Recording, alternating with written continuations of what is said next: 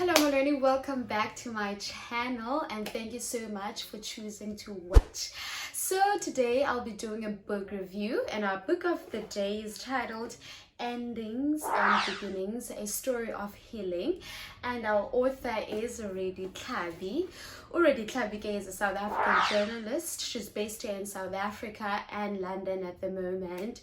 She is well known for her controversial tweets on Twitter. She has interviewed some of the biggest names in politics in South Africa.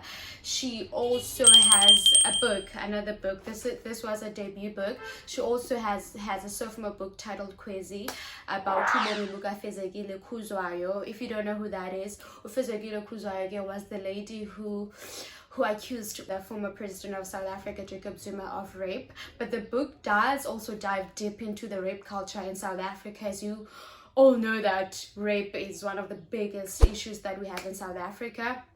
It's an incredible book. It's very detailed, it's very specific, and it's scary how rape has become a culture. Like, I always have a problem with that. Why do we have to put culture around rape? It's crazy, but yeah, it happens. The book is amazing. I think I've read the book 3 times, but it's hard for me to review that book because it's very close to my heart. I don't know why.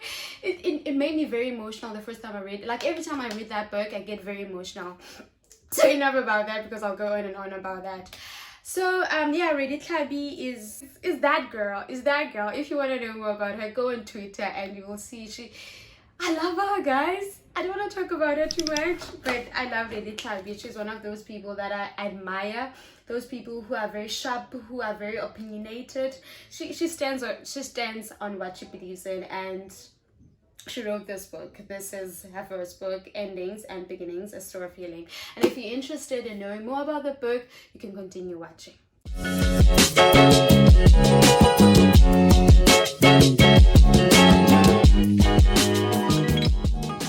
So let's get right straight into it again. So Redi Thlabi wabhala le ncwadi so that she could find healing and also make peace with her past. Kule ncwadi she writes about ubomi buka Mabegzo, also known as uMahlomola, also known as uLethabo. Kule ncwadi she details the events that led up to his birth, to his upbringing, and also to the life choices that he made. So Redi Thlabi met Mabegzo when she was 11 years old. Mabegzo at the time, he was 21 years old, but already he was a well-known criminal. He was a rapist, he was a murderer, he was a gangster, you name it, you know, all of it. He was just that guy who always breaks the law. But as to why he only chose a friendship with Redi Thlabi, I feel like that's a mystery. It's something that we will never know. But I do have like an opinion of what I think could have made him on a sick friendship with Redi Thlabi, but I'm not going to share that. I want you guys to read the book and also come up with your own opinion or whatever. You can share it if you like. Redi Thlabi, in the beginning of their friendship, she was scared of this man, but eventually she started to let this man in. She trusted him, and then she became a confidant. So Mabegzo told her not everything, almost everything, because there were some things he kept secret from Redi. Ezinye izinto were verified after he died, and she was starting to dig up and find out more about Mabegzo. Their relationship was of a big brother and a little sister. Mabegzo was very protective of Redi, and Redi, I think she appreciated his presence as Mabegzo ebomini bakhe. Mabegzo sadly passed away when he was only 21 years old. He was shot. We corner that they used to stand in Kaale Redi Thlabi ebuya esikolweni. After the death of Mabegzo, Redi Thlabi had a lot of unanswered questions, which made her like try to dig up, try to research this man who seemingly lived 2 lives, because he was the soft guy. He had a soft spot for Redi, and he was like a nice guy to her. And then there was this other side of him that terrorized the community, that made Redi Thlabi to dig deep and find this man, Wenzagenjalo, and the stuff that came up, they made sense They made sense as to why he ended up being the person that he is, not justifying the inhuman things that he did, but somehow they made sense because she found out there was family betrayals, there was lies, there was secrets, there was like a society that failed a young innocent boy. So when she got deep and got to know yonke into eyenzekayo from his birth until the day that he died, she had so much. It was a very emotional roller coaster moment for me when I was finding out all these things that led up to the person that he became. And yeah, I think I'll leave just there for like a overview of what you will get in the book. But before I go anything, I just want to get into their relationship, because the reason this book exists is because of that friendship, that relationship that happened between Redi Thlabi and Mabegzo. So let's start with Redi Thlabi. Firstly, I think they needed each other at the time when they started this relationship, friendship of theirs, because at the time Redi Thlabi had just lost her father 2 years prior to them meeting. He was stabbed in endleleni. They even poked out his eye, and I think when they met, Redi Thlabi was trying to understand her father's passing. So here comes this man. He has this very protective thing over her. He's very supportive. He has that father figure, male figure thing that she needed at that time, and I feel like that's one of the reasons that made Redi Thlabi like remain in this friendship, even though abantu bethethe ba hayibo, stay away from that man, he's bad news and whatnot. She didn't care. She just wanted the best for him. I think a part of her wanted to save him, but she couldn't save him because Mabegzo needed to save himself. But I do wholeheartedly believe that she did save some parts of him. Some parts of him were saved by Redi Thlabi.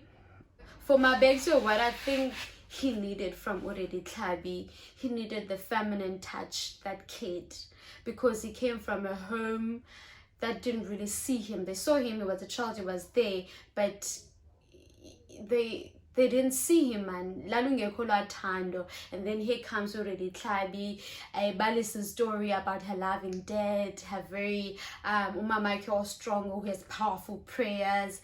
And Mabegzo felt like, oh my God, this is what I could have been had I had a loving home. So they needed each other. They were feeding off each other. And you will see some of the things they shared.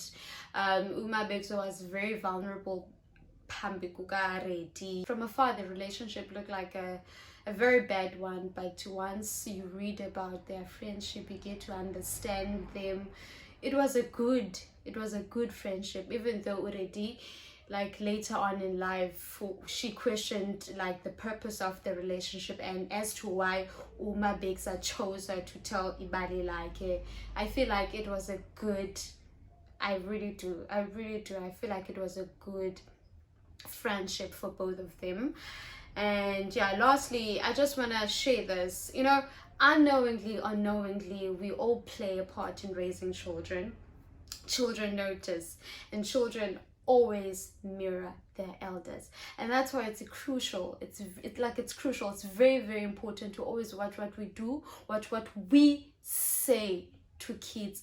With every word we say, siyadala, siyacreate. Words create. Really, we live in a society that makes it okay for young boys to walk around with bottled emotions. That's very toxic. It's very bad, because abantwana at the end of the day, they become frustrated. No frustration yabo by kupap. That's the big question. By kupap the frustration yabo, because others can't really do much with that frustration. It's either mdani as bulala or he becomes a gangster.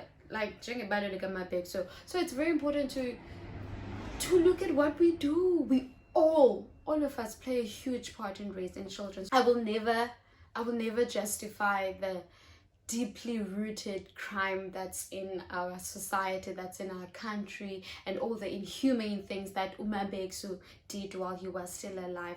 But how we treat children while they're still young has an impact on how they turn out. The environment that they live in has an impact on how they turn out. The elders that say things, do things in front of children has a huge impact on how the children turn out, especially boys. We really have to watch what we say. Children mirror everything, like everything. So it's very important to have good role models out there. I know it's a big task, it's a big thing, because we're all like navigating, trying to find our own purposes, but whatever you do, whatever you say, just always check behind you. Is there a kid behind me? Please, guys. So I think that's it for today. And just to shout out, there's this organization in Langa. It's called Langa for Men. Two men, can't call them boys, Madoda, two men who run this organization. The organization ilwa against gender-based violence. They also go to schools so that they can talk about their emotions, they can talk about izinto ezenzeka emakhaya. Ukuqina will not take anyone anywhere. So I love what they are doing. I just want to say big ups to them. They are making our country a better place just for being there and also doing the work. So yeah, guys, so thank you so much for watching my video. I hope you enjoyed, and I hope you will get yourself a copy of this book, Endings and Beginnings, A Story of Healing. And thank you so much, Redi Thlabi, for sharing this story. I love you. I love you so much. Okay, bye guys. Peace be still.